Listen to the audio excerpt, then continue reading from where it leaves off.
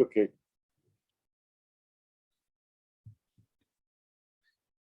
Yep. How you going, everyone? Another 501 story here. We've got Paul KAMBO here joining us today. And Paul KAMBO is going to tell you about his story. His story is just unbelievable that he did 8 months prison and has been in detention centers for 6 years.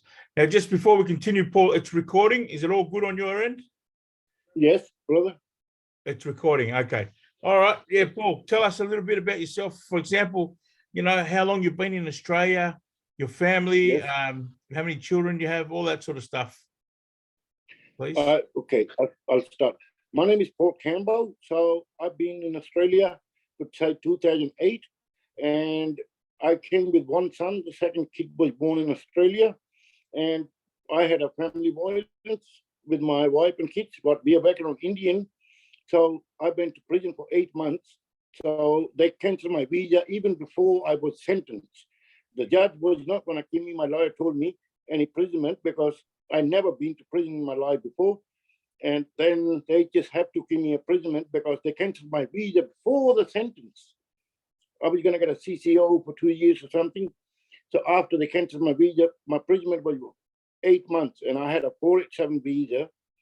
So after that, then they canceled my visa, and I've been in the detention center for 6 years. Even my wife come and visit me in the prison. So because even she changed the orders from the detention order that says the biggest day in my life is my man anniversary. I got married with this man. So we got married that day. She came and visit me. Then she keep coming visit me in detention center. Anytime they took me to Christmas Island, back to Yongah Hill, then to Melbourne. She came to visit me with the kids. Anytime they take me, she comes visit me with the kids. We are together. The family, she's with me. My kids, they love me. They ring me back 10 times a day. I ring them 10 times a day. Kids are asking me, Dad, when you going to come out of here? So I said, hey, ask your mom, boys. She put me in that problem. She goes, I didn't do nothing like the police, and the child protection try to make their things like they making it sorted out. This already been sorted out by us Indians with our own families. Yeah. Because we have arranged marriages, we don't have a love marriages. We got married with the parents when they tell us, you married that girl, we married her, Yeah. So we are still together. So my wife and me. And every day she's waiting for me, and I've been here 6 years. And now I've seen Border Force about 2 weeks ago, and one of the senior officers of Border Force asked me, oh, Mr. KAMBO, would you like to go back? I said, Miss, you okay? What do you mean I'd go back? I've got my wife and kids here.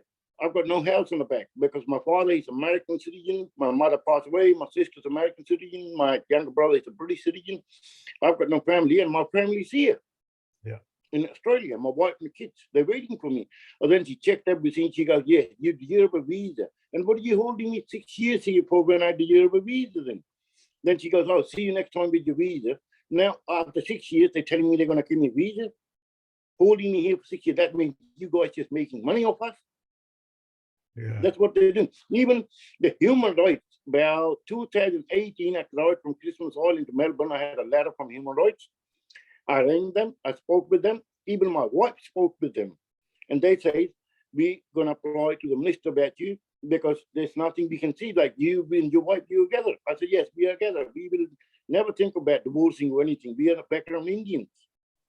Yeah. Because we have to listen to our old elders, like I got to listen to my mom and dad, and she have to listen to her mom and dad, what her mom and dad are saying, not to the thing, the child protection or whatever. They just breaking families. Yeah, yeah. And when my wife even went to change the orders for when I was in Magnet prison, that I would like to visit my husband. So that's the biggest day for my life.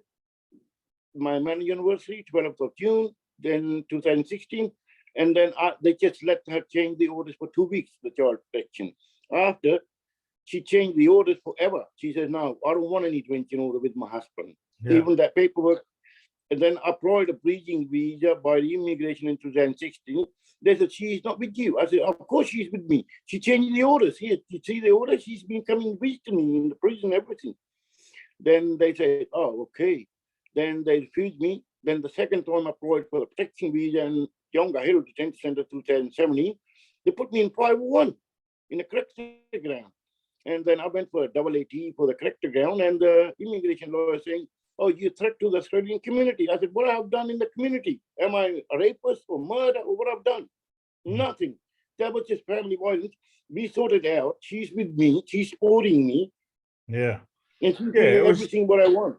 Yeah, it was just something that you have to sort out with your missus, but they've blown it out of proportion. Because like, then even and after that, I showed one of like 2019, 20, my wife and kids went to India. They were sending me every single photo from India. Dad, we're doing this. Dad, we're doing this. Like my wife also. And even to show the immigration, my caseworker, I said, "Look, see that? What's up?" My wife sending me every single picture of herself and for the kids, what the kids are doing. Yeah. And any support my wife needs, she was a nurse. And she's sitting on a Centrelink for the last 7 years now. And she's not working. They're holding me here for 6 years. Yeah. And kids can't get schooling properly because she needs money and everything. And I have to get every time money from my dad, from the States, for my wife. Paul, did you had your own business outside, yeah?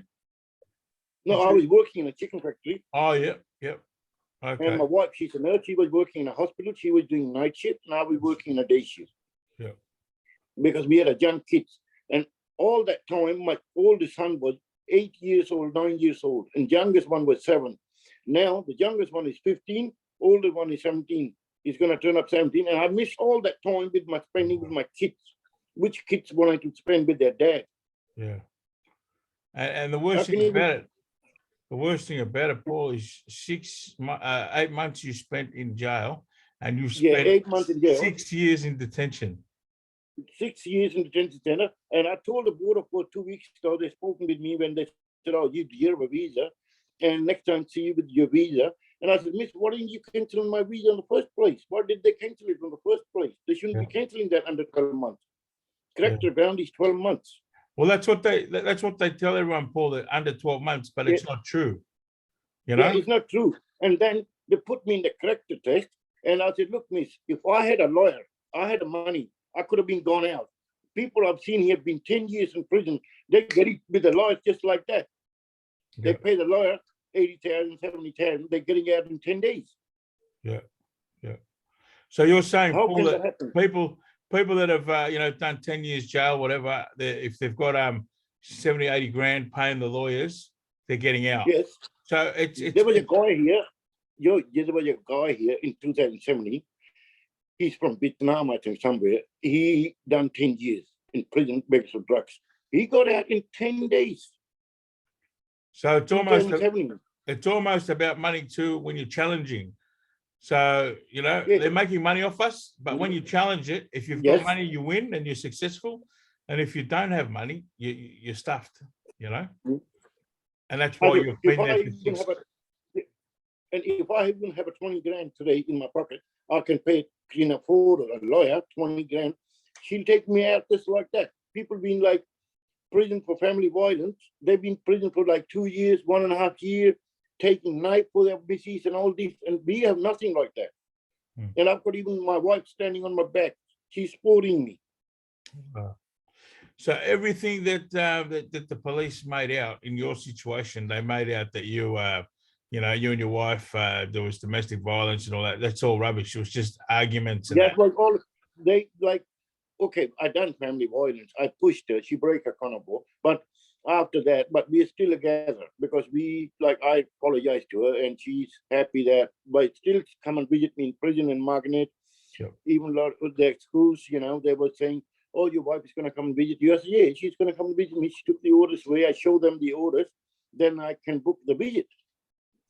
Police came to give me the paperwork in Margaret that she changed the orders. She would like to come and visit you. I said, "Yeah, I would love, to come. She can come and visit me anytime she wants because she's my wife." We never, from my side or her side, we never thought of we want to divorce each other or anything. Yeah. Because we are together. We think about the kids. And I remember, Paul, that I was with you in Margaret, and I remember when your wife was coming to visit you, And Yes, that's you right. know, She came to and, meet me. and see, Right. like it's not what they made out, is it? You know that she didn't want to bar. They said that she didn't want to see you or anything like that. They lied to you, and your wife, she's been in contact with you and supported you this whole time. You Yes, know, and even she changed. Yes, remember in Magnet, the schools were playing around with me. Like I said, my wife changed the orders that I can call her anytime. Oh no, this is not that. Then they sent that paperwork to the legal lawyer. He said, yes, the paperwork is right. The order's been changed. He can call his wife anytime, she says. yeah.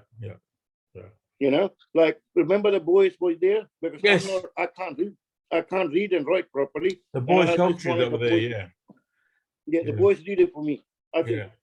then so they all just like, please, they just making numbers like they getting it just look at more stars, you know, or we done this sorted out. It's not that about us. It's Can about I hurting ask people you, like that. Paul? So over the 6 years you've been here, what do you think's going on here in detention center? Can you explain a bit? Like the way they put me in Melbourne 10 days, then they put me in Christmas Island, then they bring me to medical Yongah Hill, then they put me back to Melbourne, Christmas Island, then back to Melbourne, then here. I think Serco's paying Border Force some money to keep us here, that because they getting like 237,000 or 237,000 a year for a person. We don't even get that food. We don't get even Yeah. that clothes. We don't get even that much. It's actually, Paul, it's actually 430,000. It's actually 430,000. See, I told about 430,000. 430,000 food. You live like a king with that That's money. exactly What right. they that I think the 100% Serco paying something under the table to the Border Force commanders or something, to the Border Force senior officers in Canberra to Yeah. keep people here. More they keep us, the more money they can make.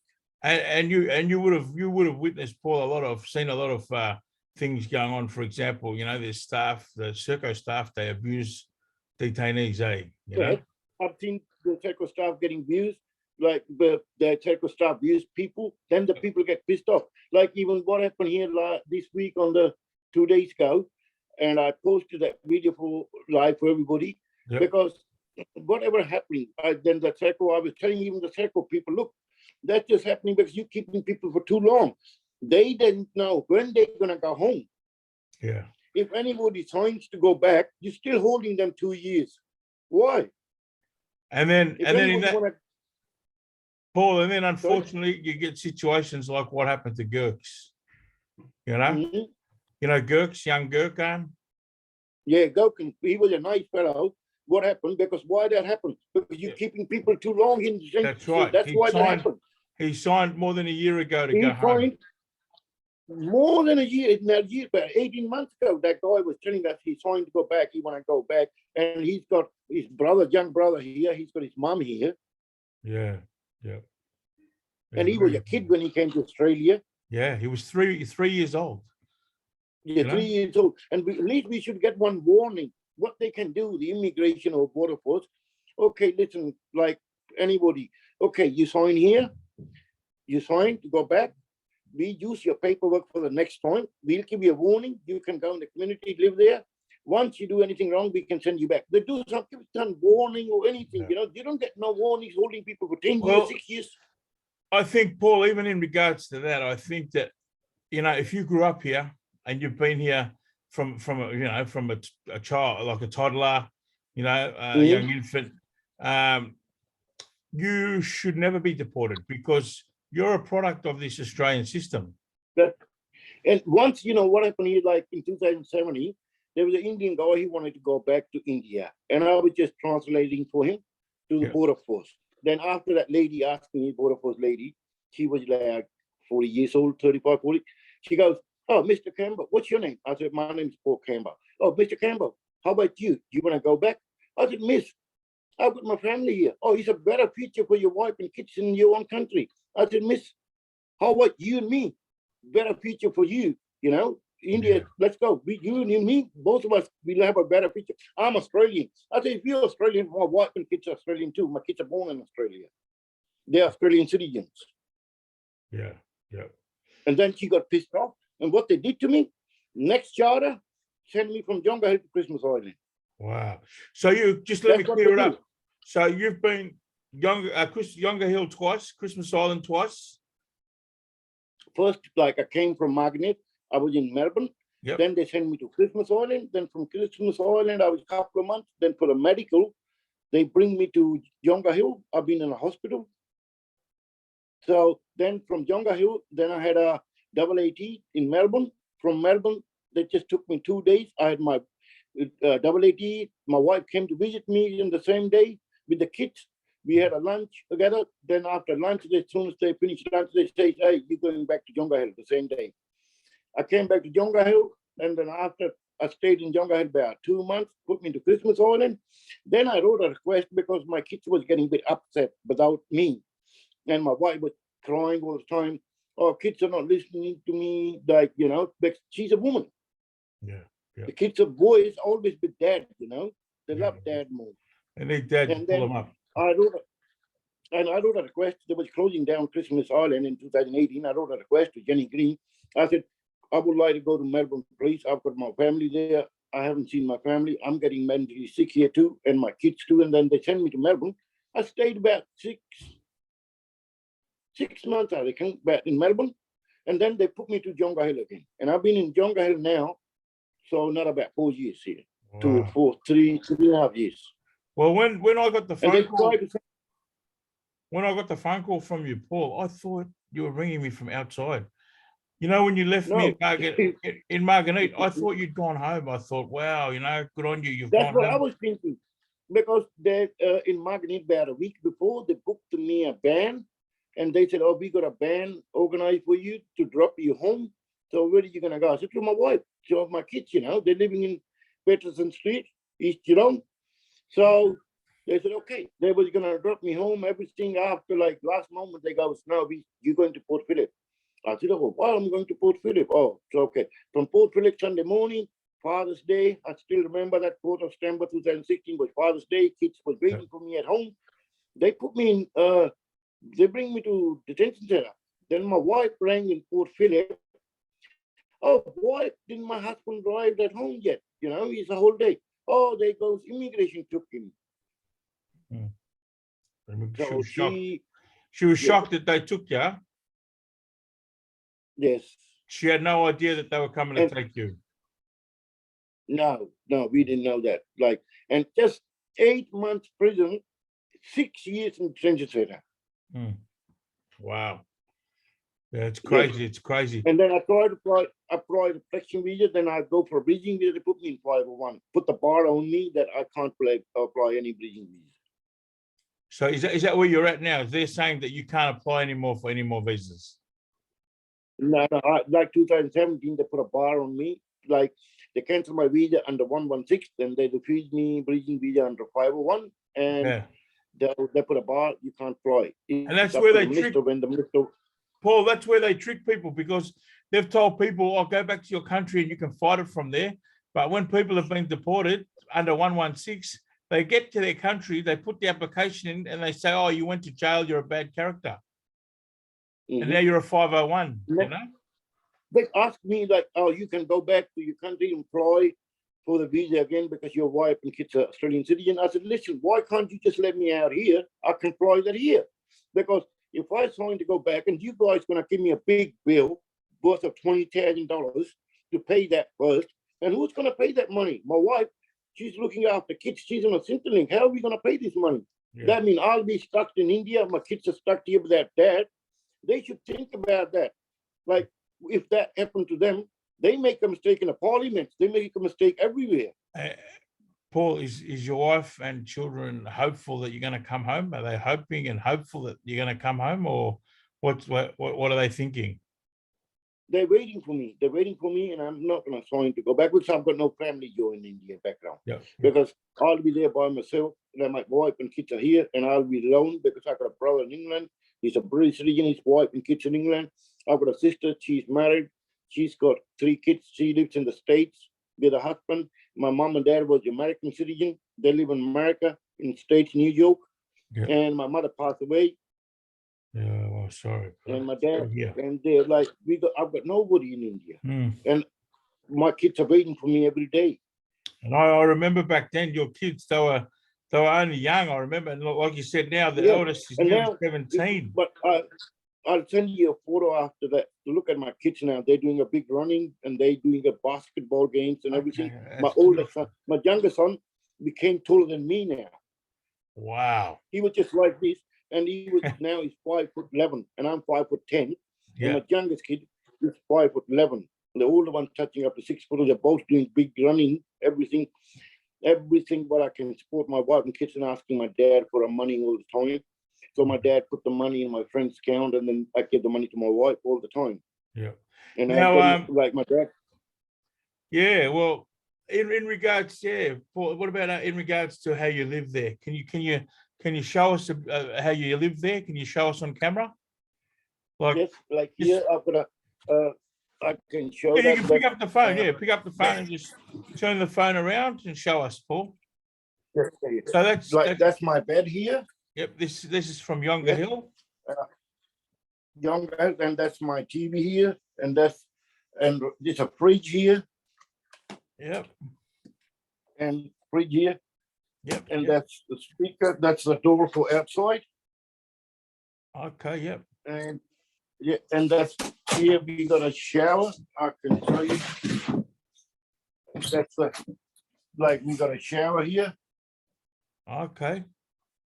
and that's the toilet here. Yep. Yep. And I've Well, been like at in least, that. Paul, at least your shower is separated from like not like here. Here it's all open, you know. Yeah, but here they got a 2 compounds like with 150 people each, so like that. But on the other side, it's same as Melbourne. So there's a 4 compound on the other side too. Oh wow! So how many people all up in Yongah Hill? About 400. About 400, huh? Yep. Yes. Yeah. Yeah. Yeah, And man. I It's never go on. and Go I on. never ever been to prison before. So that was the first time I've been to prison. Not Yeah. a single warning in 6 years, putting character test, and like I haven't got the money for a lawyer. And immigration sending their big lawyers, spa lawyers, and then they of course they're gonna win because they got a lawyer and I haven't got a lawyer. If I had a lawyer, I could have win. And I need the money. Where am I gonna get the money from? Yeah. Yeah. Because Yeah. Well, every single money what I get from my dad or whatever, I need it for my kids. That's right. yeah. Yeah. Well, that's the thing, Paul. When they cut us off from permanent resident visa, when they take that visa away, whatever visa we've had, that's it. They don't, we can't get legal aid, nothing. You know, No, nothing. yeah, and we're pretty much, like you said, if you got 70, 80,000, you'll get out of here in 10 days, like you said. Oh yeah. If you got about 70, 80,000, even I get a 20 grand from somewhere, I can get out. Because like I got a lawyer like Clean Up Food. I've seen people being in prison for family violence for 2 years, or stabbing, or cutting their wife's arms, all that. They're getting visas. And what I've done, nothing like this. Yeah. And my wife even support me. She's with me. I can give the evidence, like 3 photos of my kids, how did they grow, for the last 6 years. And my wife's been sending me all the photos from the kids. I've got every single photos on my phone. Even they went for holidays to India. I've got all these photos, single photos from India they were sending me, my kids. They can go and take a record. That number I'm using, the one I'm using now is from last 4 years. This is on my wife's name. They can check that number, how many times she rang me and how many times I rang her. Yeah. And once in 2017, before they put me in under 501, they refused me, they rang my wife before me. They said, oh, if we give your husband a visa, would you have any problem? She said, no, give him a visa. They go, oh, he will not allowed to have any work rights. She said, I don't care. If he didn't get any work rights, I'll work. Yeah. But he can drop the kids to school and pick the kids up. Yeah. Yeah. Because then even if he's at home, I get a lot of support from my husband. At least I can work and he can look after the kids. That didn't matter to us. And they still didn't agree to it. That they still didn't agree after they. And so, just like. So Paul, you've been to AAT?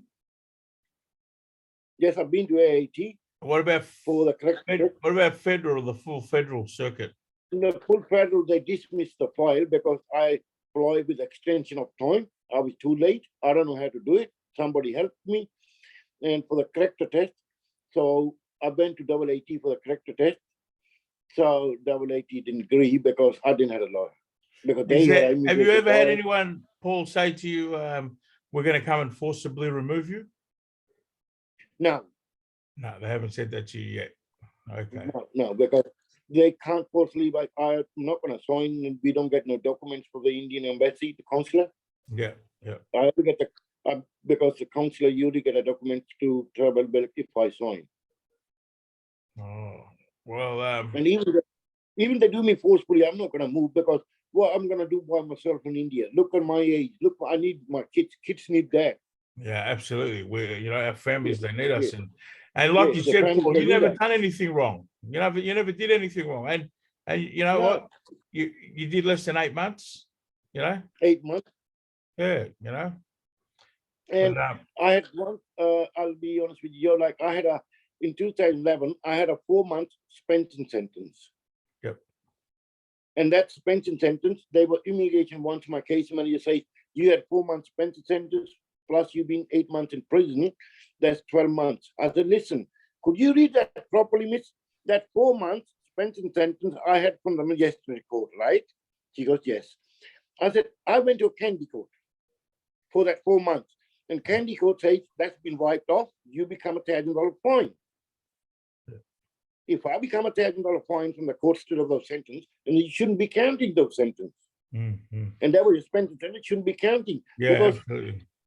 Yeah, because I become, then otherwise I don't have to pay $1,000 cash for it then.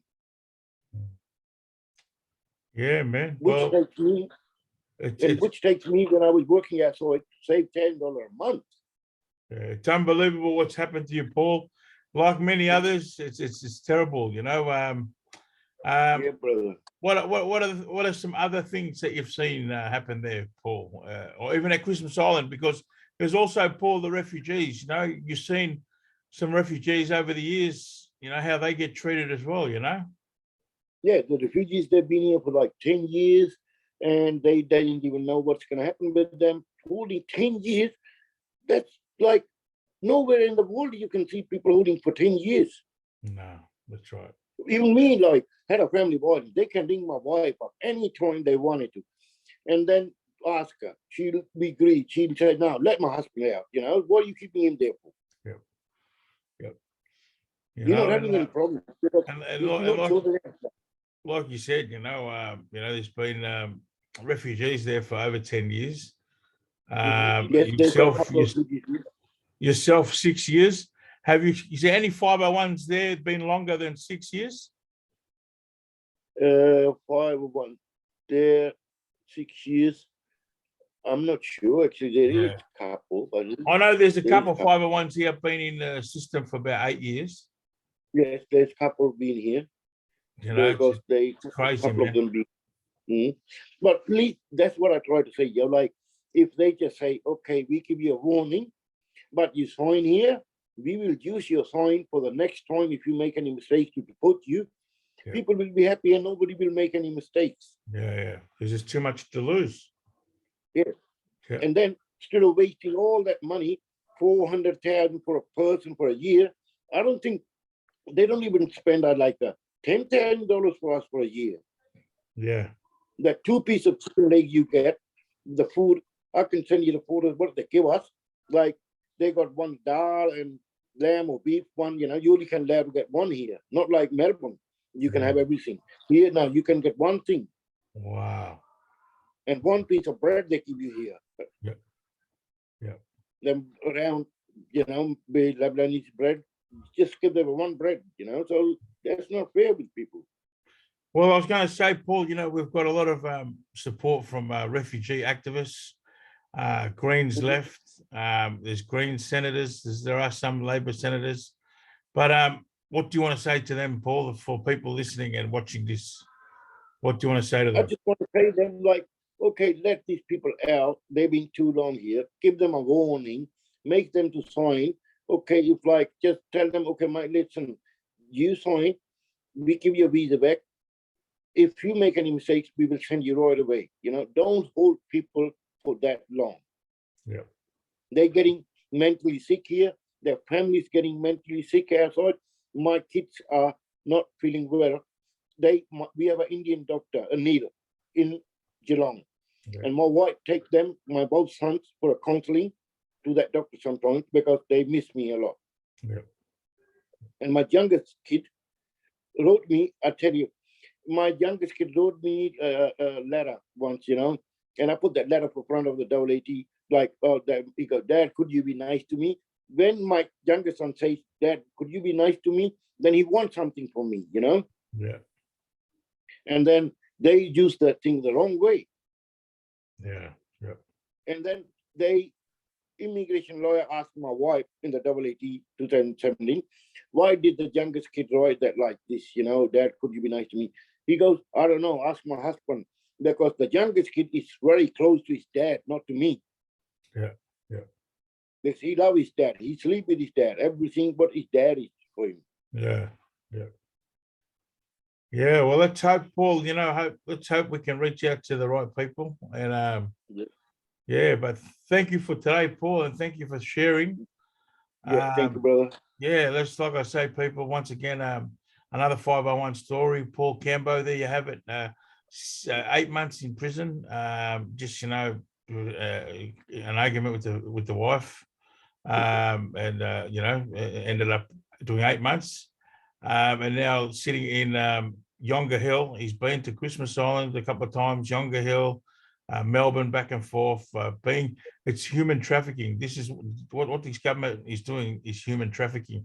They're trafficking people around, and people are making money off it. We're all being held here, and they're making lots of money. But yeah, thank you, Paul, for your time. I wish you all the best. Sir. And Okay, brother. if you've got any people, Paul, that you can find there, please, I would love to do more recordings. But no worries, bro. I'll ask some boys to, some of the boys, I'll ask them, and I'll bring them to you. Yeah. Yeah, and thank you, man. Thank you for speaking out, because Paul, to speak out, means that we need people to hear the stories of who we are. That's it. And basically, Okay, yourself, you're not a threat to the Australian public. No, not at all. I've never done anything wrong in the community, not even a single thing. I've been working, hard worker. Even like when my lawyer even rang in the factory, says, oh, Mr. KAMBO needs a holidays for a while, and then to the supervisor, the big manager, the protections manager, he goes, oh, he's in the prison. He's going to go to prison for a couple of months, whatever. She could tell Mr. KAMBO, soon as he finished, come back to work right away. See? Even if I go back to the factory, they loved me because I was a good worker. Yeah, yeah, yeah. So I can even start the job next day. Yeah, absolutely. Well, there you have it, guys. Thank you for listening. And please, if anyone wants to reach out to Paul, Paul KAMBO on Facebook Messenger, you'll find him on there. But yeah, thank you for your love and support, and thank you for being for sharing your story. All right. Well, we'll talk again soon, Paul. And I'll end it here. And thank you, brother.